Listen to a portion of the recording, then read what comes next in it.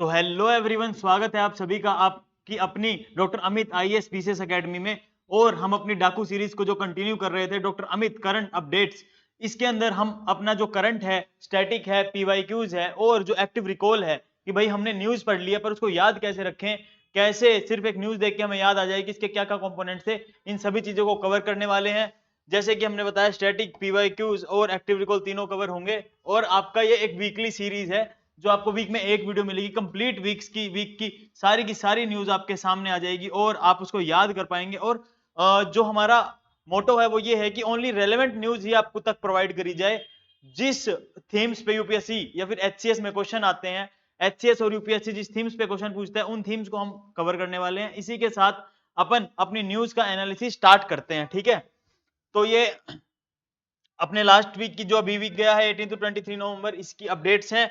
और वीडियो को अंत तक देखना, बने रहना। मैं आपको दिखाने वाला हूं एक्टिव रिकॉल शीट्स। ये देखिए, ये जो है ना, ये एक हमने चीज डेवलप करी है एकेडमी में कि हम एक्टिव रिकॉल शीट्स करवा रहे हैं करंट अफेयर में। कि अगर आप हमारे साथ करंट अफेयर पढ़ रहे हैं तो आप करंट अफेयर को क्लास में ही याद कैसे कर पाएंगे। तो जैसे देखो, हाइपरसोनिक मिसाइल है, इसमें पूछ लिया कि किसने बनाई है, रेंज क्या है, स्पीड क्या है। अब इंसेक्ट्स है, इंसेक्ट्स के ऊपर न्यूज आई है, द हिंदू में आर्टिकल आया है एक्सप्लेन्ड पेज पे। तो उसमें इंसेक्ट्स किस चीज के लिए जरूरी है, क्या कितनी परसेंटेज ऑफ इंसेक्ट जो है बाकी चीजों के लिए हेल्पफुल है या नुकसानदायक है, जो स्कैब्रूड वायरस है वो किससे रिलेटेड है, और यूपीएससी के जो 2 पीवाईक्यूज है वो क्या क्या आए हुए थे, ठीक है। उसके अलावा सीएक्यूएम, एयर पोल्यूटेंट्स में क्या क्या आता है, उसकी कैटेगरीज क्या होती है, ऐसे करके देखिए हमारी ये supersonic subsonic missile, supersonic missile, hypersonic missile, ये क्या होती हैं। इसके बाद जो तीस्ता रिवर है उसकी न्यूज हम देखेंगे। उसके ये आपके एक्टिव रिकॉल शीट्स है। ये शीट जो है मैं आपको दिखा रहा हूं, ये अपन खुद लास्ट में फिल करेंगे। आप खुद फील करेंगे कि ये आपको शीट दे दी जाएगी, अपनी नोटबुक में वीडियो को पॉज करके नोट करेंगे सारे के सारे एक्टिव रिकॉल शीट्स के आंसर्स। और उन आंसर्स को जब आप लिखेंगे ना, तब आपको कॉन्फिडेंस आएगा कि हाँ यार, हमने लेक्चर देखा बट लेक्चर से हमने याद कर लिया। हमने सिर्फ लेक्चर देख के इन्फॉर्मेशन इकट्ठी नहीं करी, हम इसकी पीडीएफ ढूंढने नहीं घूमेंगे, हम यहीं पे ही याद कर लेंगे इस न्यूज को। कि जब भी हमको सीएबीएम दिखे तो उसके बारे में 3 चीज तो हमारे दिमाग में हो, चाहे प्रीलिम्स में हो चाहे मेंस में हो, ठीक है। तो आपकी ये जो है मोस्टली प्रीलिम्स फोकस्ड है, जिससे आपके एचसीएस और यूपीएससी के काफी क्वेश्चंस टारगेट हो सकते हैं, बिकॉज हम इसमें द हिंदू का न्यूज एनालिसिस कर रहे हैं, ठीक है। तो सीएबीएम कार्बन बॉर्डर एडजस्टमेंट मैकेनिज्म क्या है, ठीक है, कि क्या टाइप है इसका, क्या फोकस है, जो इंटरनेशनल कोर्ट ऑफ जस्टिस है वो कब एस्टेब्लिश हुआ था, और हेडक्वार्टर क्या है, ये इंडिपेंडेंट है या नहीं है, इस टाइप के क्वेश्चन, ठीक है। पिनाका के बारे में, पिनाका क्या है, सीडीएस में इससे 2 बार क्वेश्चन आ चुका है कि Pinaka multi barrel locket launcher क्या है, ठीक है। होकेरसर वेटलैंड है, होकेरसर वेटलैंड रामसर साइट है या नहीं है, ये कॉन्टिजियस टू किस रिवर के कौन सी रिवर इसके आसपास है, और ये कौन सी रिवर से अपना वाटर लेता है, और वर्ल्ड वेटलैंड डे कब सेलिब्रेट किया जाता है, ठीक है। अब next news, long range cruise missiles के बारे में, इसकी ट्रेजेक्टरी क्या है, डिफरेंस क्या है, पीवाईक्यूज जो यूपीएससी ने पूछे हुए हैं, एचसीएस में पूछे हुए हैं, ठीक है। कोरल्स, वर्ल्ड लार्जेस्ट कोरल्स कहां पाए गए हैं, द हिंदू की न्यूज है, ठीक है। यूनिक क्यों है, सिम्बायोटिक रिलेशनशिप किस किस के बीच में होता है कोरल्स में, कैरियोकॉम जो है कैरिबियन कम्युनिटी का ग्रुप है वो कहाँ है, और उसके मेंबर्स किस टाइप से हैं, तो ये सब न्यूज अपन देखेंगे। तो आप समझ गए। और मैं आपको दिखा देता हूं, अपन ने सारे पीवाईक्यूज अटैच कर रखे हैं ऑफिशियल। देखिए इस टाइप से आपके लिए, देखिए सारे पीवाईक्यूज, ये देखिए जैसे ये पीवाईक्यू है, ऐसे ही पीवाईक्यूज आपको पूरी वीडियो में मिलेंगे हर न्यूज के बाद कि किस टाइप के क्वेश्चन पूछे गए। तो इस वीडियो को अंत तक देखिएगा और पूरे फोकस होकर बने रहेगा। अपन अपनी न्यूज अब स्टार्ट करने जा रहे हैं, ठीक है। तो ये चीज देखिए, ये देखो, ये थी लास्ट वीडियो की। जिसने भी लास्ट वीडियो कवर नहीं करी है वो कर सकता है। ये है लास्ट वीडियो अपनी, जो लास्ट वीडियो अभी लेटेस्ट फर्स्ट वीडियो गई थी। उस फर्स्ट वीडियो में जो एक्टिव रिकॉल शीट्स थी वो इस टाइप से हमने भरी थी। तो आप देख सकते हैं ऐसे उसके जो रेड पेन से क्वेश्चन है उसको ब्लैक पेन से हम फिलअप करेंगे। अब चलिए अपनी न्यूज स्टार्ट करते हैं फटाफट से। देखो अपनी फर्स्ट न्यूज है हाइपरसोनिक मिसाइल्स के regarding. India conducted historic flight test two hypersonic missiles with a range of 1500 kilometre. 1500 kilometre range की हाइपरसोनिक मिसाइल इंडिया ने लॉन्च कर दी है। और ये किसने डेवलप करी है, डीआरडीओ ने डेवलप करी है मिसाइल, देखिए, ठीक है। ये लॉन्च हो चुका है और इंडिया ने अपनी जो हाइपरसोनिक मिसाइल है वो उसके लिए अग्रसर है, ठीक है। इंडिया ने सक्सेसफुली टेस्ट कर लिया अपनी हाइपरसोनिक मिसाइल, जो किसने डेवलप किया, डीआरडीओ ने। याद रखना है, क्वेश्चन बनेगा आगे एक्टिव रिकॉल में कि किसने डेवलप किया, डीआरडीओ, ठीक है, ध्यान है सभी को। चलिए, this milestone places India among select Nations with advance hypersonic missile capabilities.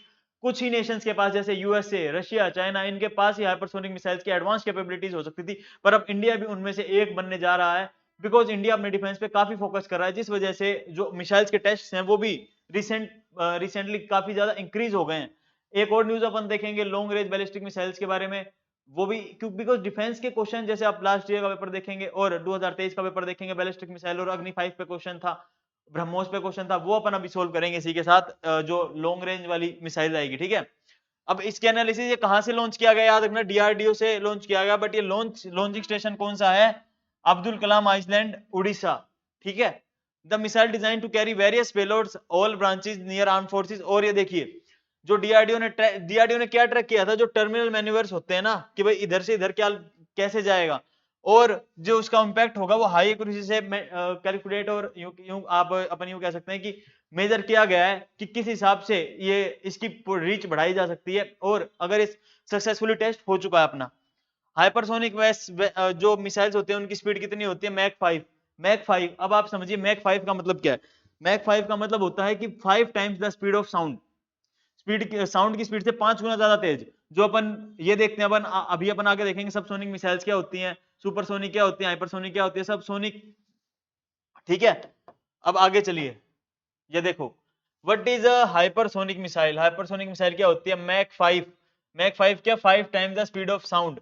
ठीक है, जिस वजह से इसको इंटरप्ट करना, और जो मिसाइल डिफेंस सिस्टम है, जैसे इंडिया ने जो मिसाइल डिफेंस सिस्टम S-400 लिया था वो रशिया से लिया था, अब ऐसे जो मिसाइल डिफेंस सिस्टम है इनसे मोस्टली मिसाइल्स को अटैक करके गिरा दिया जाता है, बट जो हाइपरसोनिक मिसाइल्स है उनकी स्पीड इतनी तेज होती है और इस स्पीड से मैन्यूवर करते हैं कि भाई उनको इंटरसेप्ट करना मुश्किल हो जाता है, इस वजह से इसका ये हेल्पफुल है। ठीक है, ये स्पीड आपको बता दिया मैक 5 है। अब इसके एडवांटेजेस क्या क्या होते हैं, एडवांटेज ये है कि भाई तो तेज स्पीड है, ठीक है, इवेजन है हाई स्पीड, और एबिलिटी है इवेजन करने की, पेनिट्रेशन बहुत बाईपास कर सकती है। देखो bypass current missile defence system, जैसे मैंने आपको बताया था, अगर इंडिया पे अगर इंडिया, जैसे ईरान है, वो इजराइल है, इजराइल का मिसाइल डिफेंस सिस्टम कौन सा है, आयरन डोम, आपने हमेशा न्यूज में सुना होगा, बना रहता है आयरन डोम, तो ये है। अब अगर हाइपरसोनिक मिसाइल होगी तो आयरन डोम को भी तकलीफ हो जाएगी कि इसको इंटरप्ट कैसे करूं, बिकॉज उसकी स्पीड बहुत ज्यादा तेज होगी। उसके अलावा प्रिसीजन एक्यूरेट प्रिसीजन, और सबसे ज्यादा प्रिसीजन हाई एक्यूरेसी, देखिए हाई एक्यूरेट स्ट्राइक कर सकता है ये। सरप्राइज एलिमेंट क्या है कि कम टाइम में है ना ओपोनेंट को टैक्टिकल एडवांटेजेस में फंसा सकता है। जैसे हाइपरसोनिक मिसाइल लॉन्च करी, अब जो डिफेंस सिस्टम है वो इसमें लग गया कि उस हाइपरसोनिक को ट्रैक करे, पीछे से नॉर्मल मिसाइल मार दी तो वो मिसाइल उसको हिट कर जाएगी, तो ये है इसका सरप्राइज एलिमेंट। ठीक है, अब आगे देखिए, ये देखो, ये अगर लॉन्च साइट है ना, तो देखो यहां से ये हाइपरसोनिक मिसाइल, अब देखो ये जो है ये हाइपरसोनिक ग्लाइड व्हीकल होता है। ग्लाइड व्हीकल मतलब पूरी ट्रेजेक्ट्री ना कवर करते हुए, बीच ट्रेजेक्ट्री में ही ये चला जाएगा। ठीक है, बीच ट्रेजेक्ट्री में ही चला जाएगा। अब ये देखो, ये होती है हाइपरसोनिक क्रूज मिसाइल कि डायरेक्ट टारगेट पे चली जाती है छोटा डिस्टेंस लेके। ठीक है, अब ये देखो, अब ये हाइपरसोनिक होगी, और अपनी जो ब्रह्मोस है, ब्रह्मोस एक क्रूज मिसाइल है। क्रूज मिसाइल मतलब अगर ये पहाड़ है ना, तो जरूरी नहीं है मिसाइल इसके ऊपर से जाए, अगर कोई दुश्मन यहां बैठा है तो ये मिसाइल इधर भी जा सकती है, बिकॉज ये पहले जो ट्रेजेक्ट्री का पाथ है वो चेंज कर सकती है हवा के अंदर ही, इसलिए सबसे स्पेशल मिसाइल बनी थी ब्रह्मोस। ये देखिए, मैं आपको बता देता हूं सब सोनिक मिसाइल्स, देखो जो साउंड से भी स्लो होती हैं, साउंड से स्लो मतलब मैक 1। अब अगर अपन साउंड की बात करेंगे तो उसको लिख देंगे मैक 1, एक मैक की है। ठीक है, ये सबसोनिक जो मिसाइल है ये इससे भी स्लो होती है, साउंड की स्पीड से भी स्लो होती है। जो अपनी सुपरसोनिक मिसाइल है, ये सुपरसोनिक मिसाइल मैक 1 से और मैक 5 के बीच में होती है, 1 से 5 के बीच में। 1 से 5 के बीच में मतलब स्पीड ऑफ साउंड से तो ज्यादा ही है, ये तो हम समझ सकते हैं। ठीक है, तो सुपरसोनिक मिसाइल और हाइपरसोनिक मिसाइल अपनी होगी मैक 5 से ज्यादा, देखिए मैक 5 से ज्यादा। अब मैक 5 के किस किस आप स्पीड अगर जानना चाहें तो क्या होती है, 6000 किलोमीटर। ठीक है, इस हिसाब से इसकी स्पीड हो जाती है, बहुत ज्यादा स्पीड से जाती है, इस वजह से इनको इंटरसेप्ट कर पाती है। हाइपरसोनिक ग्लाइड व्हीकल मैंने आपको बताया था कि जो लॉन्च करा जाता है रॉकेट से, पर टारगेट पे इंटेंड करने से पहले ही वो लॉन्च हो जाता है, ठीक है। Hypersonic cruise missile powered by air breathing high speed engine, scramjet engine और रैमजेट इंजन, ठीक है। ये स्कैमजेट और रैमजेट इंजन का डिफरेंस भी ध्यान से देखना जरूरी है, बिकॉज इस पे भी क्वेश्चन अपना बन सकता है, ठीक है। ये देखो, ये अपनी ब्रह्मोस प्यारे भारत की, ठीक है। ये ब्रह्मोस है, ये है supersonic cruise missile, supersonic cruise missile, याद रखना ब्रह्मोस क्या है, सुपरसोनिक क्रूज मिसाइल, ठीक है। ये अपनी वो लॉन्ग रेंज, ये वो है जो अपन ने लॉन्च करी है, ठीक है। तो ये है इंडिया डिफेंस में आगे बढ़ता जा रहा है। अब चलिए आगे अपनी नेक्स्ट न्यूज पे। ये देखिए, ये न्यूज आपको काफी इंटरेस्टिंग लगेगी, बिकॉज इस पे यूपीएससी की फेवरेट थीम बन चुकी है और इस पे यूपीएससी क्वेश्चन पूछता ही रहता है। 2 क्वेश्चन पूछ रखे हैं और दोनों के दोनों पॉलिनेशन से रिगार्डिंग है। किस हिसाब से, देखिए न्यूज देखो, न्यू इन्फेक्शन डिजीज अमंग बीज थ्रेटन वर्ल्ड इकोनॉमीज। जो नया इन्फेक्शन डिजीज आया है वो वर्ल्ड इकोनॉमीज को हार्म कर रहा है। कैसे? बिकॉज इंसेक्ट्स जो होते हैं ना, वो पोलिनेशन में बहुत बड़ा रोल निभाते हैं। पोलिनेशन मतलब अगर एक बीज है, एक बीज को इंसेक्ट इधर से उधर डाल देते हैं, तो वो आप समझिए कि एक जगह है जहां बहुत सारे मात्रा में बीज पड़े हुए हैं, बट एक जगह है जहां पे इतनी ज्यादा डेवलपमेंट नहीं है और इतनी ज्यादा यूं समझ लीजिए पेड़ पौधे नहीं है। तो इंसेक्ट्स क्या करते हैं, पोलिनेट करते हैं। जब वो सीड को उठाएं कहीं और अपनी हवा में उड़ेंगे और रास्ते में वो गिर जाएगा, वो जहां गिरेगा वहां पे क्या हो गया, वहां पे एक समझिए आप पेड़ पौधा उगने लग जाएगा। इस हिसाब से पोलिनेशन होती है। तो इंसेक्ट्स बहुत ज्यादा इफेक्ट कर रहे हैं। ये आपका, ये देखो, ये आपका था हिंदू का एक्सप्लेन्ड पेज में आया हुआ था और बहुत इंपॉर्टेंट था, इस वजह से इसके पर आपको सारी न्यूज दी जा रही है। देखिए, insects pollinators are vital for global agriculture with over 75 crops depending on them। भैया 75% क्रॉप तो इसी पे डिपेंड करती है, समझ रहे हैं क्या आप? 75% क्रॉप इसी पे डिपेंड करती है, ठीक है। और मैं आपको एक बीच में इंटरप्ट करते हुए एक चीज बता देता हूं। अगर आप वीडियो देख रहे हैं और आपको लग रहा है कि वीडियो थोड़ी स्लो चल रही है, तो आप इसकी स्पीड इंक्रीज कर सकते हैं 1.25 टू 1.5x। उससे आपको क्या होगा कि थोड़ी न्यूज जल्दी कवर हो जाएगी और आपको स्पीड में सुनेगा ना, तो आपको रिटेन भी हो सकता है, ठीक है। ज्यादा स्लो सुनते हैं तो हमको लगता है कि धीरे धीरे धीरे धीरे चल रहा है, तो आप इसका यूज कर सकते हैं। अब मैं आगे बता देता हूँ आपको। 75% क्रॉप्स इन पर डिपेंड करती हैं, ठीक है। अब थ्रेट क्या क्या है, देखिए, हैबिटेट लॉस एक थ्रेट है, क्लाइमेट चेंज थ्रेट है, इमर्जिंग डिजीज जो है वो वाइल्ड पोलिनेटर्स को भी अफेक्ट कर रहे हैं। फोकस रिसर्च कंजर्वेशन मेजर्स जो लिए जा रहे हैं वो बायोडाइवर्सिटी और फूड सिक्योरिटी को प्रोटेक्ट करने के लिए, ठीक है। इंपॉर्टेंस क्या है, जैसे आपको बताया गया है, ध्यान रखना, ये एक्टिव रिकॉल शीट में भी आपको मिलेगा। 75% of food crops and flowering plant depends on insect pollinators like, ये भी ध्यान रखना, बीज, वेस्प्स, बीटल्स, फ्लाइज, मोथ्स, ठीक है, और बटरफ्लाइज, ठीक है, for successful harvest. Decline in pollinator population, decline हुआ है ना पॉपुलेशन में, इस वजह से तो न्यूज बनी है, बिकॉज इकोनॉमीज को अफेक्ट कर रहा है। तो किस वजह से डिक्लाइन हुई है पोलिनेटर की पॉपुलेशंस में? और किस वजह से? पेस्टिसाइड्स का रीजन है, पोल्यूशन रीजन है, और क्लाइमेट चेंज। उसके अलावा हैबिटेट लॉस है, ठीक है। पेस्टिसाइड की वजह से, पोल्यूशन की वजह से, क्लाइमेट चेंज की वजह से, हैबिटेट लॉस की वजह से, ये किसको थ्रेट कर रहा है? एग्रीकल्चरल प्रोडक्टिविटी को। अब रोल ऑफ वाइल्ड बीज एंड पैथोजन इन स्पिलओवर, देखिए, वाइल्ड बीज ऑफन मोर एफिशिएंट पोलिनेटर्स। जो वाइल्ड बीज होती है, मतलब देखो 2 टाइप की बीज होती हैं। जैसे आप समझिए, अपने मधुमक्खी का छत्ता लग जाता था, वो अपने घर के आसपास लग गया, वो नॉर्मल बीज समझ लीजिए। और जो जंगलों में होती है वाइल्ड बीज, उनका हनी का छत्ता और भी ज्यादा बड़ा होता है, और उन यूं समझिए आप, वो एक जगह दूसरी जगह बहुत फ्रीक्वेंटली मूव करती हैं, जिस वजह से वो बहुत अच्छी पोलिनेटर्स होती हैं। Wild bees are often more efficient pollinators, ठीक है। Shared habitat increase viral loads in wild pollinators by up to 10 times। shared habitat increases, shared habitat मतलब एक हैबिटेट है, उसमें काफी सारे समझिए आप वेस्प्स हैं, बीटल्स हैं, फ्लाइज हैं, तो इनकी जो इकट्ठी होकर चीज बनती है ना, तो आप समझिए 10 टाइम्स ज्यादा इफेक्टिव होते हैं जो अपने शहरों में मिलते हैं इंसेक्ट्स वगैरह, ठीक है। ये देखो, pollinator diversity habitat over loss, India host 700 bee species, ठीक है। तो क्वेश्चन बन सकता है India variety of bee species, बिल्कुल सही क्वेश्चन होगा, बिकॉज 700 बी स्पीसीज हैं, जिसमें से 4 इंडिजीनियस हनी बीज टाइप्स हैं, Asiatic honey bee, giant rock bee, draft honey and stingless bee. ये 4 टाइप्स हैं। आपको बस सबकॉन्शियस माइंड में रखना है कि अच्छा ऐसे कोई टाइप्स थे, ठीक है। और ये आपकी बेसिक न्यूज है। ये देखिए, ये ध्यान रखना, थाई सैकब्रूड, जो थाई सैकब्रूड है ना, वो आउटब्रेक हुआ था 1991 1992 में। किससे रिलेटेड था? एशियाटिक हनी बी, तो आपको याद रखना है, स्कैब रूट आपको दिख जाए तो आपको सबसे पहले याद आना चाहिए हनी बी, ठीक है, उसके बाद याद आना चाहिए एशियाटिक, पहले तो हनी बी याद आएगा फिर एशियाटिक, तो एशियाटिक हनी बी आपका किसे, ये है स्कैब रूट, ठीक है, किधर, साउथ इंडिया में, ये ध्यान रखिएगा आप, ठीक है। चलिए आगे, ये देखो यूपीएससी 2017 ने पीवाईक्यू पूछा हुआ है, यूपीएससी 2017 में आपको मात्र 10 सेकंड मिलेंगे, आप वीडियो पॉज कर सकते हैं और इस क्वेश्चन को पढ़ सकते हैं और ट्राई कर सकते हैं क्वेश्चन सोल्व करने का। अपन ने जिस हिसाब से न्यूज पढ़ी है, आप समझिए सिर्फ न्यूज पढ़ी है, न्यूज, और उस न्यूज के बेस पे क्वेश्चन सोल्व हो सकता है। आप ध्यान से इसको पढ़ें, 10 सेकंड है, वीडियो पॉज करें, मैं आंसर बता रहा हूं, ठीक है। आई होप आप सभी ने सोल्व कर लिया होगा। क्वेश्चन है, due to some reasons if there is a huge fall, देखिए मैं कुछ कुछ जो कीवर्ड्स हैं उनको हाईलाइट करता जाऊंगा, बिकॉज ये अपने अपने को एग्जाम में भी ऐसे ही करना है कि जो भी कोई कीवर्ड मिले जिससे अपन को लगे कि इससे क्वेश्चन का आंसर प्रभावित हो सकता है, प्रभावित, उसे हमें जरूर से जरूर यूज कर लेना चाहिए। देखिए ये देखो, ह्यूज फॉल है, huge fall in the population of species of butterflies, ठीक है, ह्यूज फॉल हो गया population of species of butterflies में, ठीक है।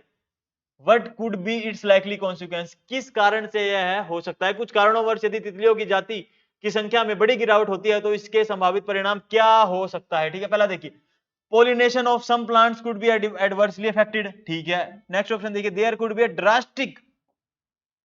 Drastic increase in the fungal infection of the some cultivated plants. चलिए नेक्स्ट देखिए, it could lead to a fall in the population of some species of wasp, spiders and birds, कुछ पौधों के परागण पर प्रतिकूल प्रभाव पड़ सकता है, ठीक है, कुड भी है, कुड भी, ये भी ध्यान रखना।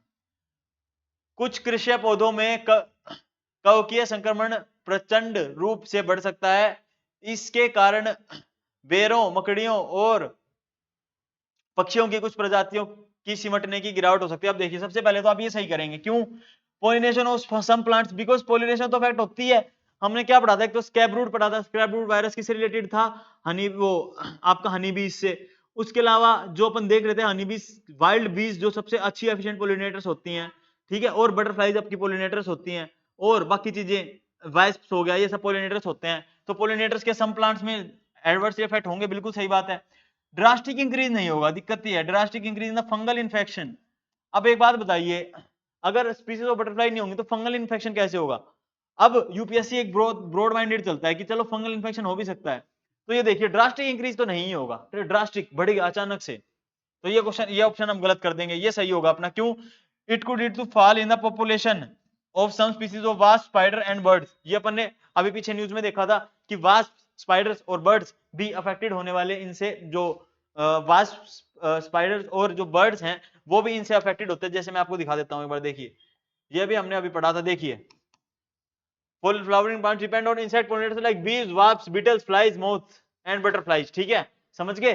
तो ये वाली जो मैंने आपको हाईलाइट करके दे रखा है, इसको आप ध्यान से पढ़िएगा, जब आपको पीडीएफ मिलेगी आपके ग्रुप पे, उसमें आप देखिएगा, और जो हाईलाइटेड पोर्शन है ना, आप उसी को देख लेंगे तो भी आपका काम चल जाएगा। और एक्टिव रिकॉल शीट्स तो हमेशा अपने साथ रखिए, ठीक है। चलिए ये न्यूज अपनी हो गई है कवर दोस्तों। ये एक और क्वेश्चन देखिए भैया, यूपीएससी 2012 में पूछा गया है, और इस टाइप का क्वेश्चन जो है पोलिनेटर्स पे एक बार एचसीएस में भी पूछा गया था, ठीक है। तो आप इस क्वेश्चन को सोल्व करेंगे, इस टाइप का क्वेश्चन पूछा गया था, पर ये आपको देखना है कि इनमें से कौन से पोलिनेटिंग एजेंट हैं। अभी तो हमने पढ़ा था, अभी तो हमने पढ़ा था बैट बी बर्ड, और ये देखो fall in the portion by spider birds, ठीक है। और पहले मैंने आपको जो हाईलाइटेड दिखाया था वो अलग था। फटाफट से इसका आंसर दोगे आप 5 सेकंड के अंदर, उसके बाद इस क्वेश्चन को मैं सोल्व करूंगा, वीडियो पॉज कर सकते हैं। चलिए आई होप आपने सोल्व कर लिया होगा ये क्वेश्चन, इसे सोल्व कर लेते हैं। Which of the following kinds of organism, UPSC 2012 question है, पोलिनेटिंग एजेंट्स, बैट बिल्कुल पोलिनेटिंग एजेंट हो सकता है, बी हो सकती है, बर्ड हो सकती है, ऑल थ्री था इसका आंसर। बिकॉज ये जो चीज है आप यूं समझिए, ये एवियन है, मतलब हवा में उड़ने वाली है, ठीक है। अगर इन्होंने एक भी बीज इधर से उधर ले जाके छोड़ दिया तो ये पोलिनेटिंग एजेंट हो गया, नहीं हो गए।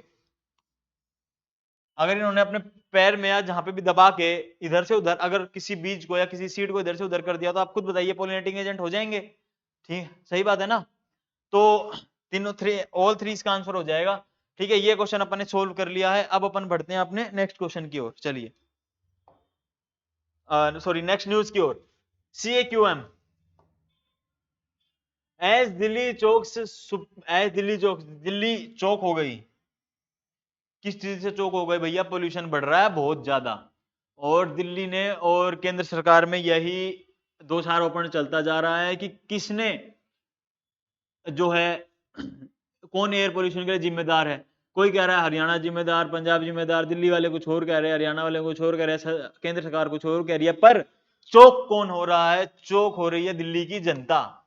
दिल्ली की जनता नहीं है सिर्फ, दिल्ली के आसपास जो भी आता है ना, दिल्ली एनसीआर, पूरा नोएडा, ठीक है, फरीदाबाद, ये सब भी भुगत रहे हैं।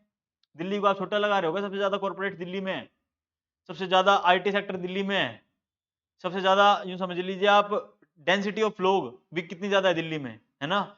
और दिल्ली चौक हो रही है। Supreme court orders all clubs to stay it till lifts takes CAQM to task for delay action. देखिए, जो अपनी कमीशन ऑन एयर क्वालिटी है, commission on air quality CAQM, slamming तो करेंगे ही, डिले कर दिया है। अभी बहुत ज्यादा मीम वायरल हो रहा था, जो दिल्ली की CM मनी है नहीं, आतिशी मार्लिना जी, उन्होंने कहा था हम सबसे पहले स्टेट थे जिन्होंने ग्रैप इंप्लीमेंट किया। उसके बाद कह रहे हैं आपने देरी कर दी, फिर कह रहे हैं नहीं ग्रैप सेंट्रल गवर्नमेंट अप्लाई करती है। बताइए, ये सब चल रहा है दिल्ली में। इस वजह से सुप्रीम कोर्ट को बीच में आना पड़ा। और स्लैमिंग आपके लिए बिल्कुल सबसे पहले शब्द लिखा हुआ है स्लैमिंग न्यूज में। Slamming to the commission of air quality, delayed action even as pollution choked the national capital. Choke कर दिया supreme court on Monday, directed the GRAP four, ठीक है, graded response action plan should continue till the air quality index fell below the severe plus threshold of 450। ये है दिल्ली का हाल, इसके related news है। और न्यूज में 2016 में यूपीएससी में क्वेश्चन आया था एयर क्वालिटी इंडेक्स में कौन कौन से पोल्यूटेंट्स होते हैं, वो पोल्यूटेंट्स अपन अब कवर कर लेंगे, ठीक है। चलिए, ये देखो, launch the central government 2014 as a part of Swachh Bharat campaign. Swachh Bharat campaign में AQI को लॉन्च किया गया था, कि स्वच्छ भारत कैंपेन के अंदर, ठीक है। The AQI transform complex data various pollutants into a single number index value nomenclature and colour. क्या क्या पोल्यूटेंट होते हैं समझ लीजिए, PM10, PM2.5, NO2, SO2, CO3। समझ रहे हैं दोस्तों? ये पोल्यूटेंट तो याद रखने ही है, ये तो मोस्ट सबसे ज्यादा हर जगह पाए जाने वाले मोस्टली पोल्यूटेंट्स हैं। याद रखना क्या, PM10, PM2.5, NO2, SO2, CO3। याद करने का तरीका बिल्कुल आप एक ले में याद करने की कोशिश करें। ले में कैसे याद करते हैं? ले में ऐसे याद करते हैं, PM10 2.5, 10 2.5, 10 2.5, ये तो हमको याद रहेगा ही, 10 और 2.5 है नक्की, ये याद रहेगा, ये तो भूलेंगे ही नहीं। जहां पे भी दिख गया ना PM10 2.5 AQI के हिसाब से अपन तो बिल्कुल कहेंगे हाँ ये तो है ही। NO2 SO2, NO2 SO2, NO2 SO2, ठीक है, NO2 SO2, nitrogen dioxide, sulphur dioxide, ठीक है, CO3, CO3, CO3, इस हिसाब से याद करना, ठीक है। ये चलिए, एक चीज और आपको बता दी जाए इंपॉर्टेंट, कि ज्यादातर क्वेश्चन में ये बन जाता है। देखिए मैं आपको बताता हूं कैसे। जैसे देखो, जो आपकी CO2 है ना, CO2, जो आपकी ये CO2 है, CH4 मीथेन है, ये AQI के पोल्यूटेंट्स के अंदर पोल्यूटेंट रिकॉग्नाइज नहीं किए गए हैं। कभी दिख जाए CO2 तो पोल्यूटेंट है, मार दो CO2, और क्वेश्चन में होगा सारे पोल्यूटेंट दे रखे होंगे, एक CO2 दे रखा होगा, CO2 को एलिमिनेट करके आंसर आ जाएगा, और आप CO2 को ही मारने चलेगी भाई सभी पोल्यूटेंट है, नहीं है। CO2 पोल्यूटेंट AQI में इंक्लूड नहीं होता है, CH4 भी नहीं होता है, ठीक है, ये ध्यान रखना आप। कैटेगरीज AQI की 0 से 50 गुड, 50 से 2 सेटिस्फैक्टरी, फिर मॉडरेट 100 से 200, पुअर 200 से 300, वेरी पुअर 300 से 400, और सीवियर 400 से 500। तो दोस्तों 400 से 500, 450 किस में आता है? 400 से 500 के बीच में सीवियर कंडीशन है दिल्ली की सीवियर कंडीशन है, सांस लेने लायक हवा नहीं है वहां पे, ये बुरा हाल हो चुका है। पर अपन को एक बार अभी ये याद रखना है कि पोल्यूटेंट्स अपने ये सारे हैं, ठीक है। कैलकुलेशन कैसे, या तो 6 पोल्यूटेंट से या 8 पोल्यूटेंट से। अफेक्टेड एयर की जो है उसका वेट बेस्ड ऑन फॉर्मूला, एक फॉर्मूला है, उसके हिसाब से इन पोल्यूटेंट्स को डाला जाता है। इन ये पोल्यूटेंट्स की कितनी मात्रा है, उस हिसाब से बताया जाता है कि क्या एयर क्वालिटी है। कंपोजिट एयर क्वालिटी सबसे वर्स्ट एयर क्वालिटी होती है। देखिए worst of these weights is given as composite air quality. ठीक है, चलिए ये अपनी न्यूज हो गई थी, पोल्यूटेंट्स याद रखने हैं। चलिए next, Teesta river. Teesta river, Teesta river में यूपीएससी ने क्वेश्चन पूछ रखा है, ये याद रखना। सबसे पहली चीज, न्यूज बताने से पहले ही मैं बता रहा हूँ, तीस्ता की एक ट्रिब्यूटरी रंगेट है। रंगेट रंगेट रंगेट रंगेट, पीवाईक्यू में आपको क्वेश्चन दिख जाएगा, रंगेट ट्रिब्यूटरी नहीं है तीस्ता की, तो याद रखना रंगेट एक तीस्ता की ट्रिब्यूटरी है। ठीक है, अब ये देखो, act fast to mitigate a disaster in Teesta valley, group urge PM CM. Teesta में लास्ट ईयर क्या हुआ था, अब ये देखिए, ये और देखिए, तीस्ता वैली सीवरली है। अब ये देखो, Teesta valley severely impacted by 2023 GLOF glacier lake outburst flood. तो मैं आपको क्या बता रहा था, तीस्ता वैली में पिछली बार क्या हो गया था, पिछले साल 2023 में glacier GLOF glacier lake outburst flood GLOF से प्रभावित होगी थी, and subsequent dam breaches faces further risk from 2025 monsoon. 2023 में तो नुकसान हुआ ही था, खतरा अभी टला नहीं है, खतरा 2025 में भी है। ठीक है, ध्यान रखना। चलिए, the Teesta valley has only 6 months to prepare before 2025, सिर्फ 6 months बाकी हैं, और 2023 में कहा गया था कि 100 लोगों के आसपास की मौत हो गया। तो ये न्यूज आपको ध्यान में रखनी है कि GLOF हुआ था तीस्ता रिवर में। ठीक है, तीस्ता रिवर कहां से पास होती है, याद रखना, Sikkim waste Bengal, Sikkim waste Bengal, Sikkim waste Bengal, Sikkim और वेस्ट बंगाल, सिक्किम और वेस्ट बंगाल से पास होती है। रिवर को ओरिजिन क्या है, खांगसे ग्लेशियर, और इसे पनहूरी भी कहते हैं। पनहूरी भी आ जाए तो कंफ्यूज मत होना, इस टाइप से है पनहूरी, पनहूरी ग्लेशियर भी है। ठीक है, it originate from Teesta Khangse glacier in the Himalayas near Sikkim Tibet border. ठीक है, कोर्स क्या रहता है, flow southwards through the narrow mountain valleys of Sikkim, then through the plain of West Bengal before entering Bangladesh, where it actually merges with Jamuna river. ठीक है, tributaries क्या क्या है, ट्रिब्यूटरीज हैं इसकी रंगेट, महानंदा और दिक्षु। याद रखना, मैं वापस लिख रहा हूं, रंगेट, महानंदा और आपकी दिक्षु, तीनों ट्रिब्यूटरीज याद रख लेना। तीस्ता रिवर की इंपॉर्टेंट है। हाइड्रोइलेक्ट्रिक पोटेंशियल क्या है, non for hydroelectric power generation with severe hydroelectric projects काफी ज्यादा हैं। कंट्रोवर्सी क्या चल रही थी, disputes over water sharing India और बांग्लादेश में, जो हमेशा चलती रहती है कि वाटर कैसे शेयर होगा इंडिया और बांग्लादेश के बीच, ये है। उसके अलावा देखो, ये दिक्कत है, ये दिक्कत है कि तीस्ता रिवर में जो GLOF हुआ उसमें ये प्रॉब्लम हो गया, क्या, lack of coordinated response. Coordinated response नहीं था, आपस में लोगों का अपना कोऑर्डिनेशन और इंटरकनेक्शन नहीं था कि वो ये देख पाए कि किस हिसाब से चीजें हो रही है, उनको कैसे रोकना चाहिए। Call for central assistance and joint commission committee, urgent rehabilitation and infrastructure repair, sustainable mitigation measures. अब देखिए, सबसे पहले तो सेंट्रल असिस्टेंस कमेटी बनाओ, जॉइंट कमेटी बनाओ, उसके बाद रिहेबिलिटेशन के लिए अर्जेंट इंफ्रास्ट्रक्चर रिपेयर करो, और सस्टेनेबल माइग्रेशन मेजर्स। क्या बताया अभी, ये नहीं आया समझ। 2025 में क्या, अगर 2025 में भी तीस्ता रिवर में GLOF आता है, याद रखना, ग्लेशियर लेक आउटबर्स्ट फ्लड आता है, उसके लिए क्या क्या करके रखे, ये बताया जा रहा है। कैसे, call for central assistant and joint committee, central assistant और जॉइंट कमेटी को बुलाया जाए, अर्जेंट रिहेबिलिटेशन और इंफ्रास्ट्रक्चर रिपेयर किया जाए, सस्टेनेबल मिटिगेशन मेजर्स जो है वो लिए जाएं। यह इस न्यूज का क्रक्स है। चलिए आगे, यह क्वेश्चन पूछा था यूपीएससी ने, 2017 का PYQ है, आप सभी के सभी सोल्व करेंगे, और आपको 5 सेकंड का टाइम मिलेगा, आप वीडियो पॉज करके इसे सोल्व कर सकते हैं, फिर आपको इसका आंसर बताया जाएगा।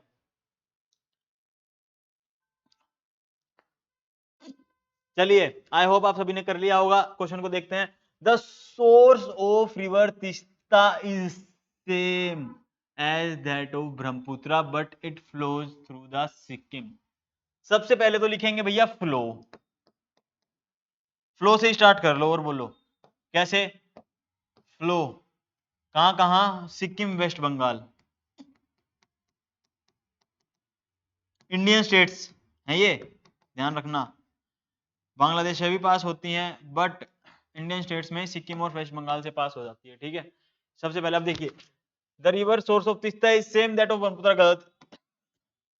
तीस्ता का सोर्स क्या पढ़ा था? खांगसे ग्लेशियर या फिर पनहुरी ग्लेशियर। ठीक है। River Rangeet originates in Sikkim and is tributary of river Teesta. बताया था आप दोस्तों आप लोगों को कि रंगेट रिवर जो है वो तीस्ता की ट्रिब्यूटरी है। ठीक है। River Teesta flows into bay of Bengal on the border of India and Bangladesh. River Teesta जो है वो बे ऑफ बंगाल में डंप गिर जाती है बॉर्डर बनाते हुए इंडिया और बांग्लादेश का। बट इंडिया और बांग्लादेश का बॉर्डर बनाने से पहले दोस्तों सिक्किम और वेस्ट बंगाल में भी तो जाना है ना, रास्ते में वेस्ट बंगाल आता है। ठीक है। तो ये हमारा स्टेटमेंट हो जाएगा गलत।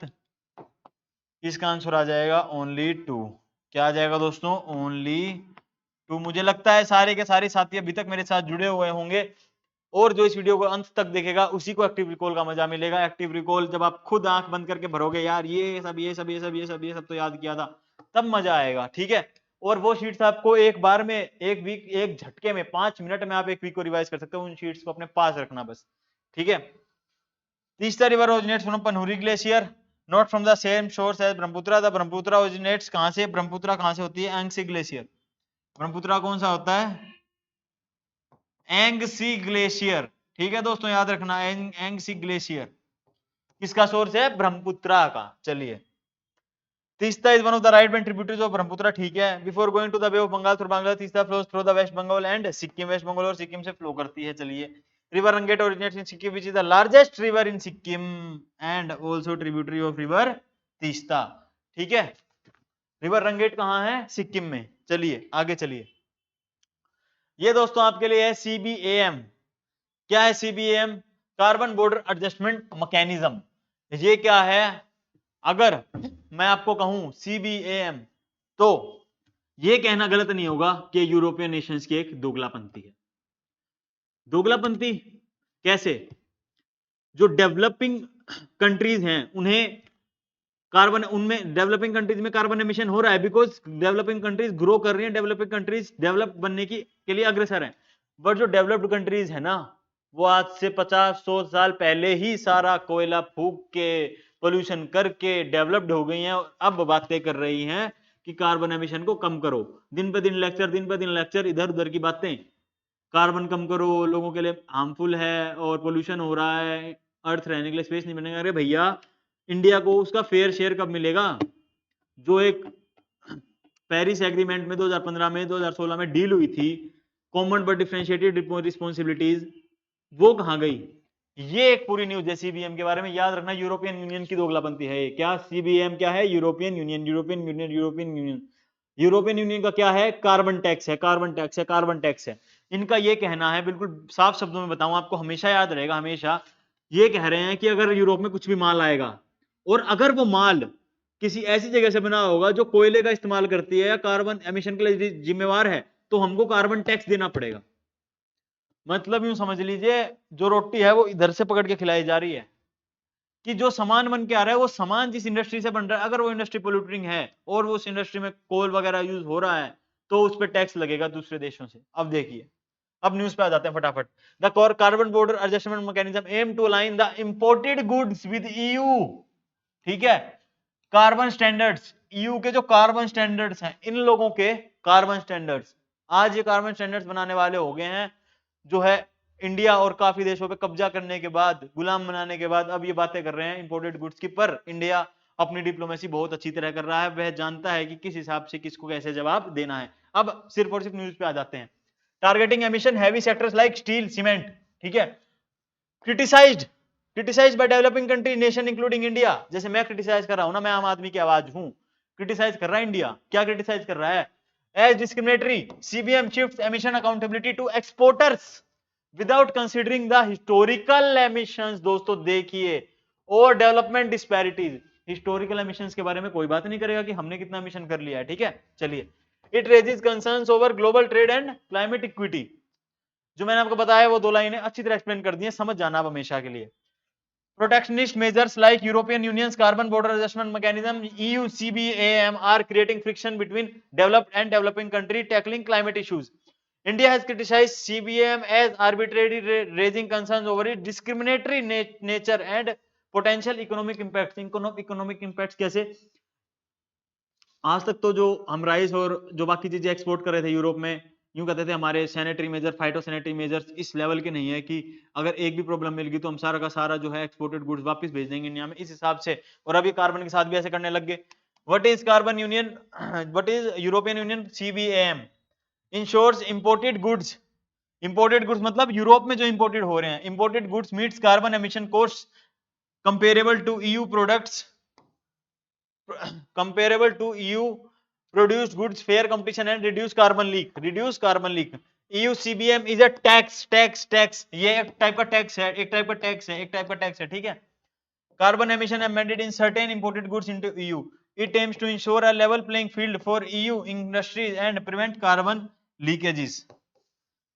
प्लेइंग फील्ड जो है EU के लिए, इंडस्ट्रीज के लिए बना रहा है और कार्बन लीकेजेस को प्रिवेंट करने के लिए कोशिश कर रहे हैं। It applies to specific carbon intensive products like iron, steel, cement, aluminum, fertilizers, electricity and hydrogen। ठीक है। Importers will need to purchase CBM certificate to cover the carbon emissions embodied in the imported goods। CBM certificate लेने पड़ेंगे imported goods के लिए, जिससे कि वो European union में आ सकें। चलिए आगे, अपना CBM कंप्लीट हो गया। अब चलते हैं अपने इंटरनेशनल कोर्ट ऑफ जस्टिस पे। International court of justice, international criminal court. The international criminal court issued arrest warrant against Israeli prime minister Benjamin Netanyahu, ठीक है, his farmer defence minister Yoav Gallant and Hamas official accusing them of war crimes and crime against humanity. Because Israel फिलिस्तीन की वार चली पहले, अब Israel Iran के बीच में war चल रही है, ठीक है। और जो टेररिस्ट ऑर्गेनाइजेशन जैसे हमास गाजा के अंदर, ठीक है, इनके खिलाफ इंटरनेशनल क्रिमिनल कोर्ट ने क्या कर दिया है? अरेस्ट वारंट जारी कर दिया है। Israel and the US non members of ICC, Indian criminal court के मेंबर्स नहीं है, ठीक है, ICC के मेंबर्स नहीं है।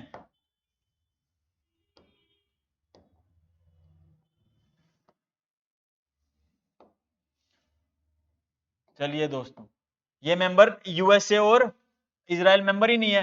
रिजेक्टेड द चार्जेस को रिजेक्ट कर दिया। Complicating ceasefire negotiating the decision spotlights alleged humanity violation during ongoing hostilities. अब देखिए, इंटरनेशनल क्रिमिनल कोर्ट के बारे में कुछ बताया जा रहा है। इंटरनेशनल क्रिमिनल कोर्ट के बारे में एस्टेब्लिश कहां हुआ था? रोम स्टैट्यूट से।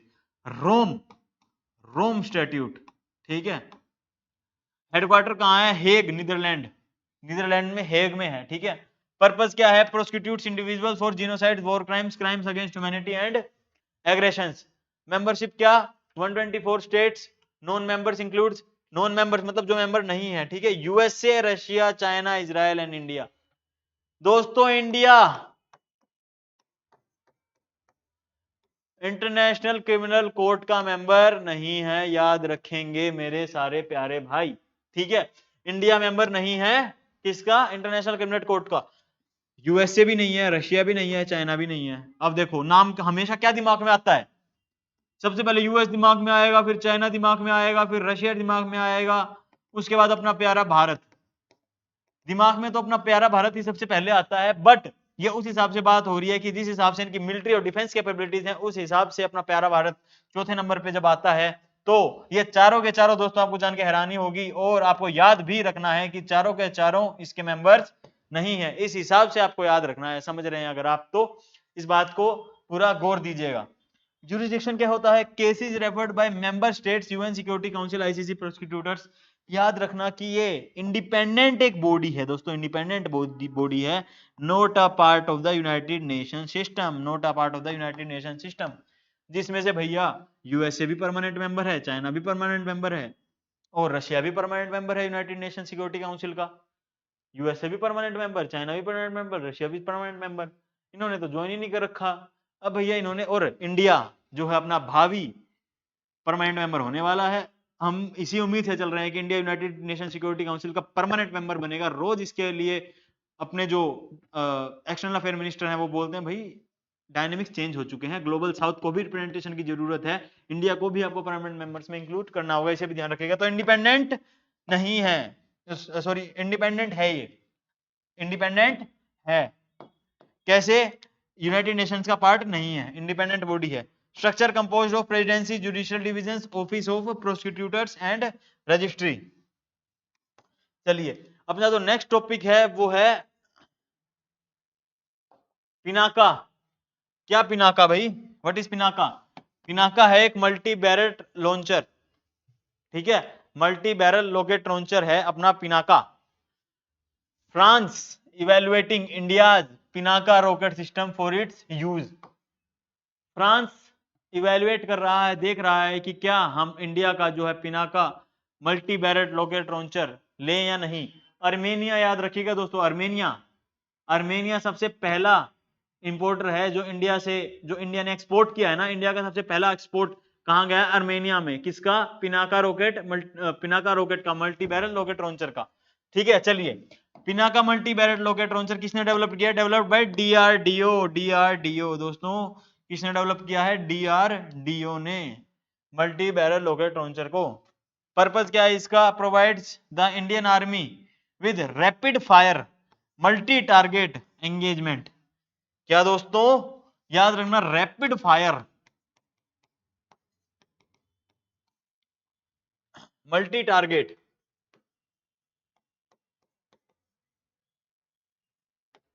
Rapid fire multi target, multi target, ज्यादा टारगेट्स को रैपिडली फायर कर सकता है और इसकी जो एंगेजमेंट कैपेबिलिटी है वो इस हिसाब से है। कॉन्फ़िगरेशन देखिए अगर आप इसकी, तो system comprises a multi barrel rocket launcher capable firing 12 rockets in 44 seconds. दोस्तों 12 रॉकेट 44 सेकंड में ये लॉन्च कर देता है, ठीक है। तो ये है। अब देखिए France is considering India Pinaka multi barrel rocket launcher, वो कंसीडर मतलब लेना चाह रहे हैं, उसके लिए इवैल्यूएट कर रहे हैं, ठीक है। चलिए आगे, स्ट्रेटेजिक इंपोर्टेंस क्या है? Strengthen India self reliance with defence technology. आत्मनिर्भर, क्या था अपना? हिंदी में लिखते हैं, अच्छा फील आएगा, देखिए आत्म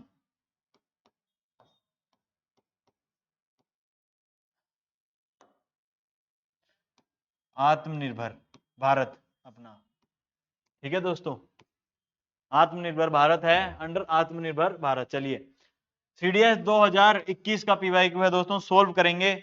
सीडीएस में बिल्कुल बिल्कुल क्वेश्चन आपका दोस्तों पूछा गया है, तो आपको सोल्व करना आपको बनता है बिल्कुल। इस क्वेश्चन को फटाफट से सोल्व करेंगे।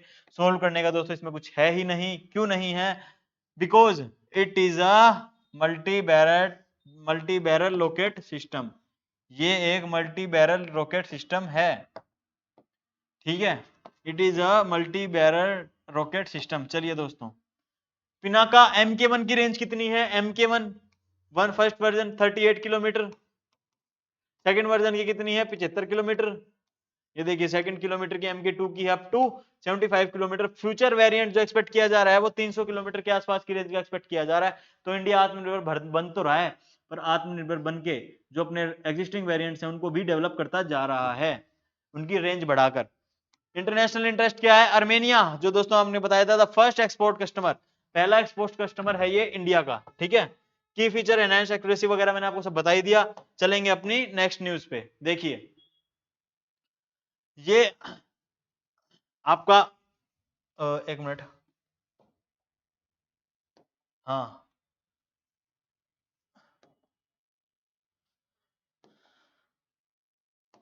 ये दोस्तों आपका वेटलैंड आ गया है होकेरसर। ये आपका होकेरसर वेटलैंड, ठीक है। ये आपके लिए पीवाईक्यू लगा हुआ है, पहले होकेरसर को स्टडी कर लेंगे, उसके बाद इस पीवाईक्यू को अपन सोल्व कर देंगे। ये है अपना होकेरसर वेटलैंड। चलिए इसके बारे में बता देते हैं आपको कुछ कुछ चीजें। चार पांच चीज बताऊंगा, चार पांच चीज सिर्फ उन्हीं को याद रखना है, उन्हीं को याद रखना है, फोकस करके सुनना है, ठीक है। Known as queen wetland of Kashmir. Queen wetland of Kashmir कुल मिला के क्या, कहाँ लोकेटेड है? कश्मीर में, ठीक है, याद हो गया। होकेरसर ऑल्सो नोन एज होकेरा, ध्यान रखिएगा दोस्तों, होकेरा। इनमें से एक ऑप्शन ये भी था जो आपको पीवाईक्यू दिखाया, होकेरा वेटलैंड, ठीक है। क्या है? एक रामसर साइट है, एक रामसर साइट है। कंटिग्यूअस कहाँ है? झेलम रिवर के। कंटिग्यूअस कहाँ है? झेलम रिवर के। वाटर कहाँ से मिलता है? दूध गंगा रिवर से। वाटर कहाँ से मिलता है आपका? दूध गंगा रिवर से। ट्रिब्यूटरी किसकी है? झेलम की, tributary of Jhelum, tributary of Jhelum, ठीक है। It is located in the north western Himalayan biographic province of Kashmir, ये याद है हमें। चलिए, spamming ground for nursery for fishes, ठीक है, nursery for fishes. What is Ramsar convention? Ramsar convention एक ईरानियन सिटी में हुआ था, ठीक है, उस और कब हुआ था? 2 फरवरी को, जिसको वर्ल्ड वेटलैंड डे के नाम पे भी जाना जाता है। This convention was signed on 2 February 1971 in presence of ecological character of their wetlands. कहाँ है? रामसर सिटी है, एक सिटी कहाँ है? ईरान में है एक रामसर सिटी। चलिए दोस्तों आगे चलते हैं। अब अपना क्वेश्चन पीवाई को मैं आपको सोल्व कर देता हूँ। होकेरा वेटलैंड, होकेरा वेटलैंड बिल्कुल गलत, बिल्कुल गलत। अभी तो पढ़ा है कश्मीर में दोस्तों, कहां पढ़ा था? कश्मीर में। चलिए, रेणुका वेटलैंड हिमाचल प्रदेश, बिल्कुल सही बात, बिल्कुल सही बात, बिल्कुल सही बात। रुद्र सागर लेक त्रिपुरा में, बिल्कुल सही बात, बिल्कुल सही बात। आगे देखिए, सस्टम कोटा, नहीं दोस्तों, तमिलनाडु में नहीं है दोस्तों, ये आपका केरला में है, ठीक है, केरला में है। तो ये ऑप्शन भी आपका गलत हो जाएगा। विच हाउ मेनी फॉलोइंग पेयर, दोस्तों सवाल देख के आप समझ तो गए ही होंगे कि किस ईयर का है ये दोस्तों, 2023 का, जिसमें पेयरिंग के क्वेश्चन है धूम मचा दी थी। तो आंसर क्या आ जाएगा? Only 2 pair. ये 2022 का है, 2022, 2022 का है। इससे क्या याद आता है? 2022 ही वो साल था जब यूपीएससी ने ऐसे 6 क्वेश्चंस 2022 के पेपर में दिए थे और अगले साल पूरा धूम मचा दिया। चलिए आगे, नेक्स्ट न्यूज, ये आपका कर लिया हमने, ये भी कवर कर लिया है। ये देखिए लॉन्ग रेंज, अब इस पे आ जाते हैं अपन अपनी, बस न्यूज एंड ही होने वाली हैं, 2-4 न्यूज और बच गई हैं, उसके बाद खत्म करेंगे। Long range cruise missile, long range cruise missile, ठीक है। DRDO carries out test for long range cruise missiles. A long range cruise missile is a guided missile designed for precise strikes on land sea targets from a considerable distance.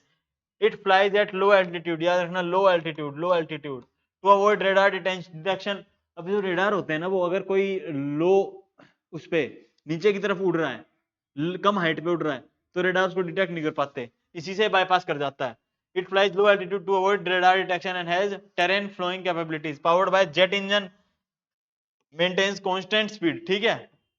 At subsonic और supersonic cruise missiles equipped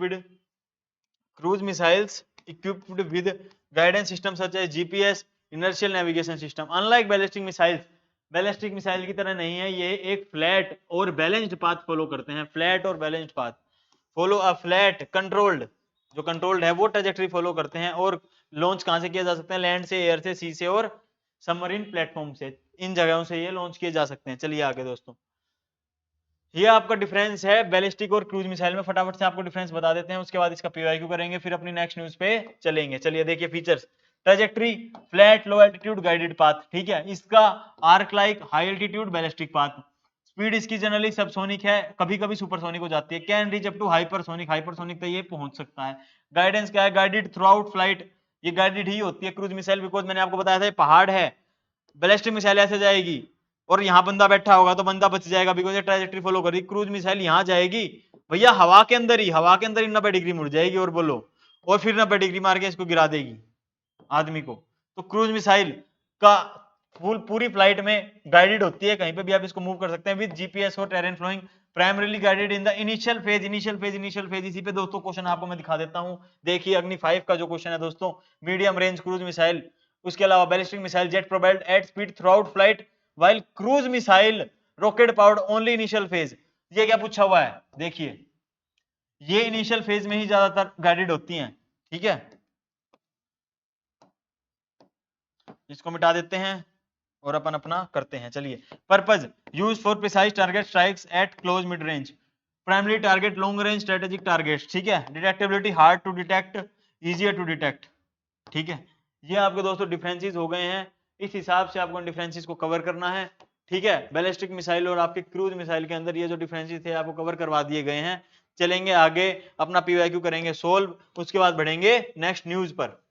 चलिए दोस्तों, PYQ फटाफट से solve कर दीजिए, आपको जो है 5 सेकंड मिलेंगे, आप वीडियो पॉज कर सकते हैं और फिर आपको इसका सॉल्यूशन करवाया जाएगा।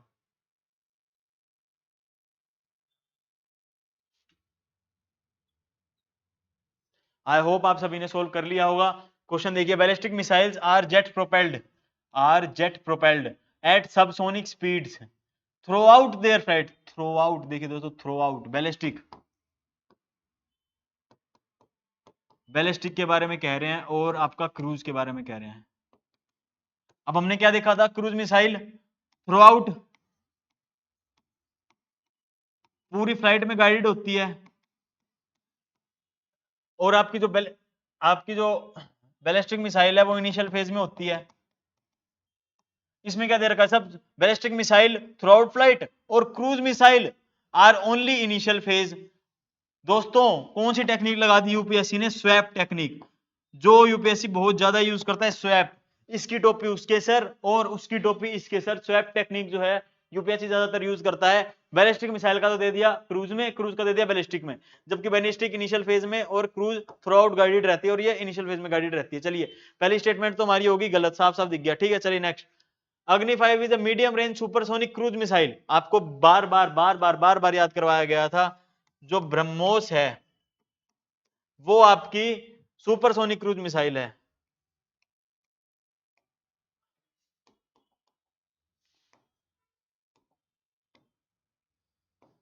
सुपरसोनिक क्रूज मिसाइल,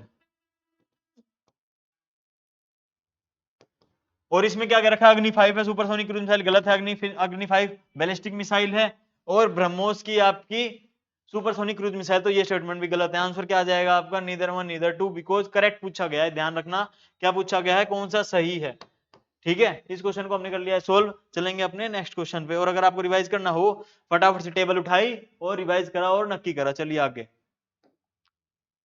कोरल्स के बारे में दोस्तों आपकी न्यूज है, कोरल्स के बारे में, क्योंकि कोरल्स जो है देखिए कितने ब्यूटीफुल जो है ये कोरल्स दिखते हैं, और ये मैं आपको बता दूं अभी के अभी ही कि सिम्बायोटिक रिलेशनशिप में रहते हैं।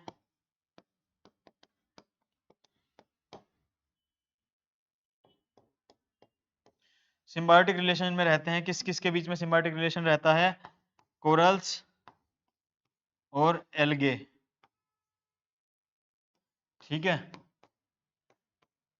इसमें क्या होता है, जूस एंथलेट्स होते हैं और एल्गे होते हैं। जूस एंथलेट्स जो हैं वो आपको स्ट्रक्चर प्रोवाइड करवाते हैं और एल्गे जो है आपका फूड प्रोवाइड करवाते हैं, जिससे कोरल्स बन जाते हैं, ठीक है। तो ये आपका पूरा का पूरा कोरल्स के बारे में आपको बता दिया। अब आप इसकी न्यूज की तरफ चलते हैं। Scientist recently discovered world's largest coral, भैया विश्व का सबसे बड़ा कोरल कहाँ मिला है, सोलोमन आइलैंड्स में मिला है, पैसिफिक ओशियन के अंदर, पैसिफिक ओशियन के अंदर सोलोमन आइलैंड है, उसके पास वर्ल्ड का सबसे बड़ा कोरल मिला है, ठीक है, Solomon islands in Pacific ocean, ठीक है। 300 साल पुराना है दोस्तों, 300 ईयर ओल्ड है, ध्यान रखेंगे इस बात का। Highlight the resilience of marine life amidst global coral crisis, offering hope for conservation efforts, ठीक है। Unlike corals made of multiple colonies, corals are single is a single solitary structure, corals जो है आपके कॉलोनीज के अंदर ज्यादातर रहते हैं, पर ये जो है आपका पाया गया है वर्ल्ड लार्जेस्ट कोरल्स, ये अपनी सिंगल और सोलेटरी स्ट्रक्चर में पाया गया है। It serve as essential habitat for various marine species from small crustaceans to large fish, corals resilience offers hope for survival of similar ecosystems, coral जो है वो बाकी इकोसिस्टम्स पे भी प्रभाव डालते हैं और उनके हेल्प के लिए भी हमेशा यूं है कि जब एक बायोडाइवर्सिटी क्रिएट होती है तब जो कोरल्स हैं और बाकी इकोसिस्टम्स है, जैसे एक्वाटिक इकोसिस्टम हो गया और टेरेस्ट्रियल इकोसिस्टम हो गया, ये सब आपस में एक इनका समन्वय होता है, ठीक है। चलिए आगे, ये देखिए कोरल पे क्वेश्चन आया हुआ है, ये क्वेश्चन आपके सभी के सभी सोल्व करेंगे। ये आपका PYQ, ठीक है, करिए फटाफट से सोल्व, 5 सेकंड आपको मिलेंगे, 5 सेकंड आप वीडियो पॉज कर सकते हैं और फिर आपको इसका आंसर बताया जाएगा। चलिए आई होप आप सभी ने कर लिया होगा। तो क्वेश्चन देखिए, most of the world's coral reefs are in tropical waters, ठीक है, सही बात है। More than 1/3 of the world coral reefs are located in territory of Australia and Indonesia, ठीक है। Coral reefs host more number of animal phyla than those hosted by tropical rain forest, ठीक है। तीनों के तीनों स्टेटमेंट दोस्तों आपकी इसमें ठीक हैं, और इन स्टेटमेंट्स के आप नोट्स बना लीजिएगा तीनों के तीनों स्टेटमेंट्स के, बिकॉज ये स्टेटमेंट फिर से कभी भी आ सकते हैं किसी मॉक टेस्ट में या फिर HCS में भी बहुत चांसेस है कि कोरल्स पे इस साल को कोई क्वेश्चन आ सकता है, तो कोरल्स के तीनों स्टेटमेंट आप ध्यान रखिएगा, ठीक है। चलिए आगे नेक्स्ट न्यूज देखते हैं। अपनी प्राइम मिनिस्टर जो है वो विजिट करा है उन्होंने, 7 की पिलर्स दिए गए हैं कैरिकॉम के रिलेशंस के बारे में। कैरिकॉम कहाँ है, कैरिबियन जो नेशंस है, कैरिबियन नेशंस जो आपके अपने अमेरिका है, अमेरिका के नीचे जो कैरिबियन नेशंस हैं उन नेशंस के साथ जो है अपनी रिलेशंस इंप्रूव करने के लिए मोदी जी गए हुए हैं, जिसमें कैपेसिटी बिल्डिंग एक फैक्टर होगा, रिन्यूएबल एनर्जी और क्लाइमेट चेंज एक फैक्टर होगा, और जो है इनोवेशन टेक्नोलॉजी और ट्रेड पे फोकस किया जाएगा। ठीक है, ये इस हिसाब से है। मैं आपको बता दूं कि एस्टेब्लिश हुआ था 1973 में ट्रीटी ऑफ चैंगुरैनमेस के तहत, और जो इसके मेंबर्स हैं, और इसके अलावा ओशन इकोनॉमी के ऊपर फोकस है और मेडिसिन और हेल्थ के ऊपर, ये 7 के 7 पिलर्स हैं। इसके अलावा इसके मेंबर्स जो है Antigua, Barbuda, Bahamas, Barbados, Belize, Dominica, Jamaica, Grenada, Guyana, Haiti, Montserrat, Saint Kitts, Nevis, Saint Vincent, Grenadines, Saint Lucia, Suriname, Trinidad and Tobago. इतने सारे मेंबर्स हैं। ये मेंबर्स जब बोलने में भी नहीं आते ढंग से, उसको आप याद कैसे करोगे?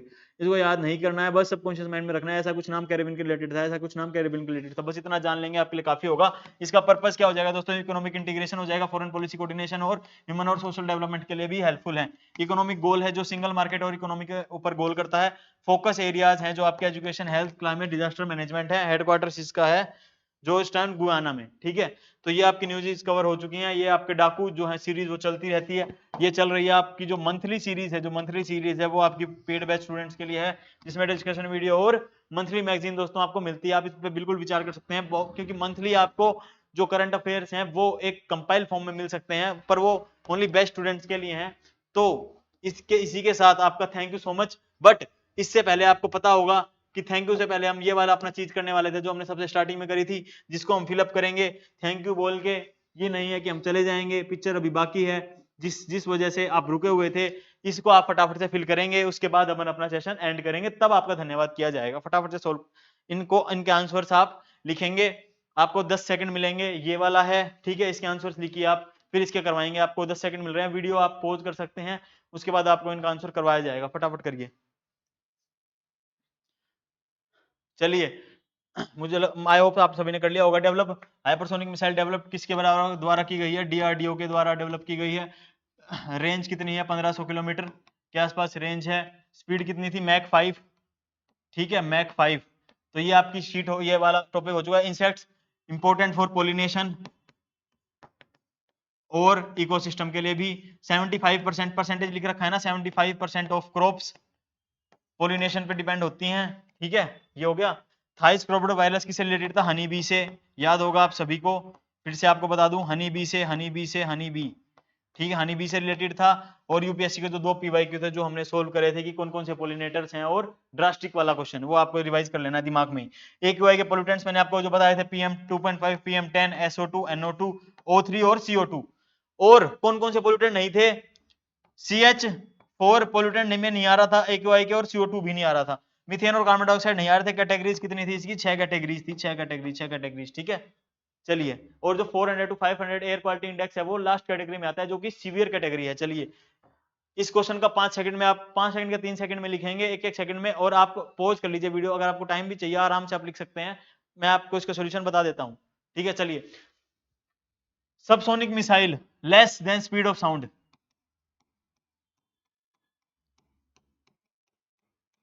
ठीक है, सुपरसोनिक मिसाइल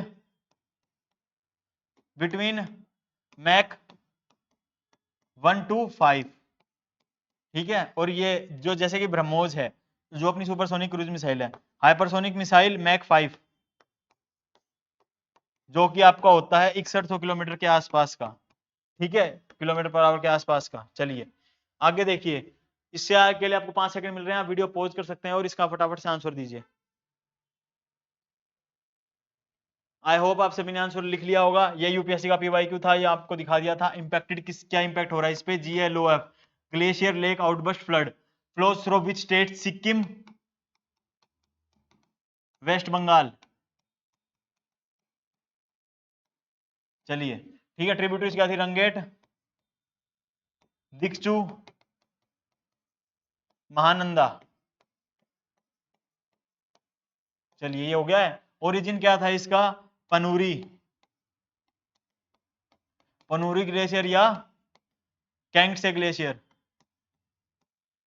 ट्रिब्यूटरीज हो गया। चलिए, CABM क्या था? कार्बन बॉर्डर एडजस्टमेंट मैकेनिज्म क्या था? EU। कार्बन टैक्स था। क्या था? टैक्स किस टाइप का? कार्बन। ठीक है, चलिए। फोकस किस में करा था? कार्बन लीकेज पे।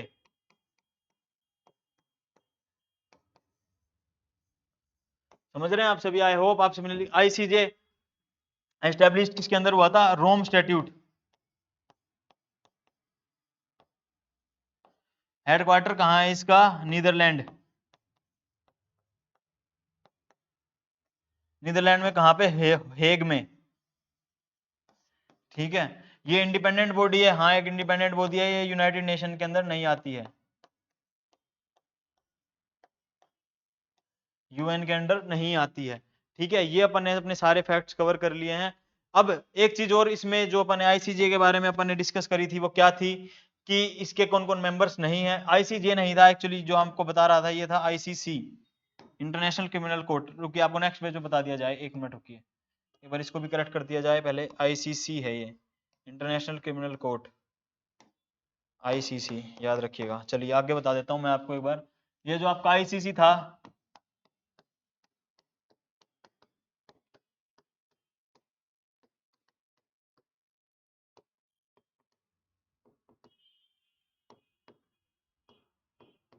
इंटरनेशनल क्रिमिनल कोर्ट, इसके मेंबर्स देखिए, यूएस से इसका मेंबर नहीं था, रशिया नहीं था, चाइना नहीं था, इंडिया नहीं था, नहीं थे ये मेंबर, वो बता रहा हूं। इजराइल मेंबर नहीं है। अगर क्वेश्चन बन भी जाता है कल को तो आपको ध्यान रखना है ये तो मेंबर है ही नहीं। इनमें से एक भी एलिमिनेट हो गया तो क्वेश्चन इस टाइप से फ्रेम होगा कि अगर आपको पता होंगे तो आप क्वेश्चन में एलिमिनेट कर पाओगे। मेंबर्स याद रखने से बजाय जो मेन जो मेंबर्स नहीं है वो याद रखना सही रहेगा। और इजराइल के जो बेंजामिन नेतन्याहू है, इनके ऊपर जो इंटरनेशनल क्रिमिनल कोर्ट है उन्होंने अरेस्ट वारंट जारी कर दिया था। चलिए नेक्स्ट रिपोर्ट शीट्स अपनी आ गई है। पिनाका, इनके बारे में आप फटाफट से लिखेंगे। आपको वापिस से 5 सेकंड मिलेंगे, आप वीडियो को पॉज कर सकते हैं, फटाफट से इसका आंसर देंगे।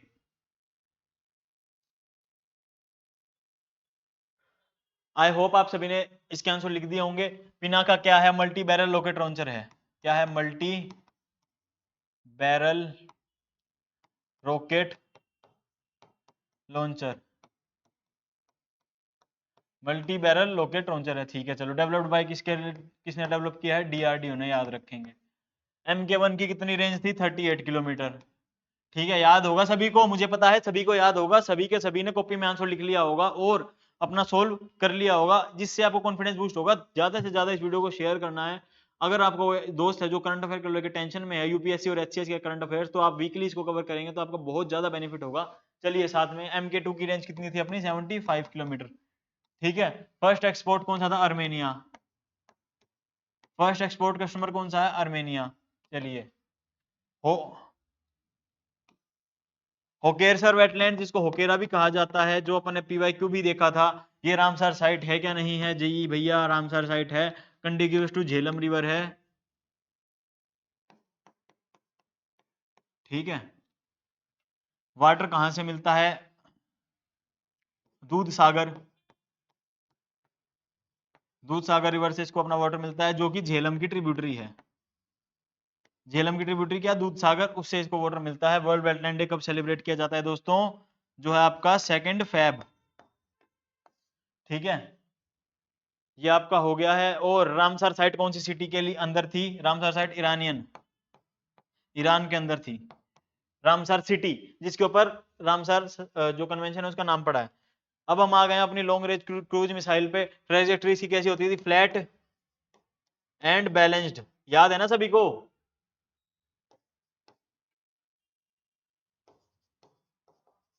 Flat and balanced. डिफरेंस की आपकी याद रखना, टेबल को रिवाइज करेंगे। टेबल में क्या था? 2 पॉइंट जो पीवाई और जो PYQ था, PYQ में क्या पूछा गया था? जो अपनी सुपरसोनिक क्रूज मिसाइल है वो इनिशियल फेज में नहीं, वो थ्रू आउट द उसकी फ्लाइट, जो सुपरसोनिक क्रूज मिसाइल है वो throughout their flight guided रहती है, पर जो बैलिस्टिक मिसाइल है वो खाली इनिशियल फेज में ही गाइडेड रहती है। ये इसका आंसर था। उसके अलावा एक और स्टेटमेंट जो हमने देखी थी कि लॉन्ग रेंज, जो लॉन्ग रेंज होती है जो अपनी बैलिस्टिक मिसाइल है, तो बैलिस्टिक मिसाइल की ट्रेजेक्टरी कैसी होती थी? ऐसी। पर क्रूज मिसाइल अपना जो है चेंज कर सकती थी डायरेक्शन, जो मैंने आपको पहाड़ वाला एग्जांपल दिया था, पहाड़ वाला। आई होप आप सभी को याद होगा।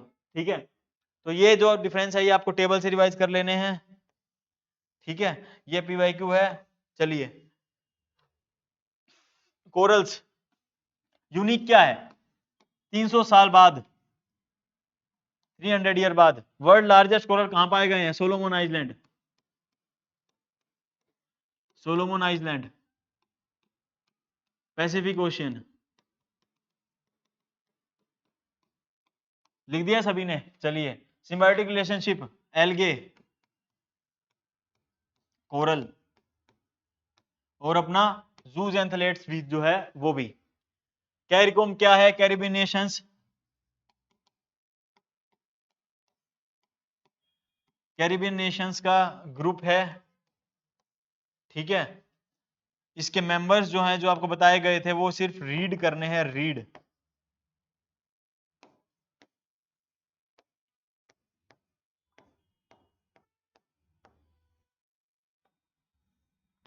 इन मेंबर्स को रीड करना है, ठीक है। हेडक्वार्टर कहां था? गुयाना,